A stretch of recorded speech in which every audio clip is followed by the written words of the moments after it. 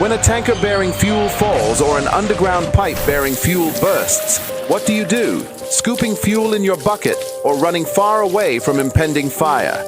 You have a few seconds to take the wisest decision. Walk away? No, that is not enough. Shift? No, that is not enough.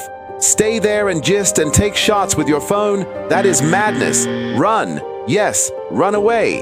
Yes, your life depends on your action. The flames come suddenly, unexpected but uncontrollable. Why? Fuel is highly inflammable. Why? It just requires a spark to set off a ravaging inferno. So, don't stay there to think. Storm away to live. Do not throw away your life in anguish for meaningless fuel siphoning. Be advised.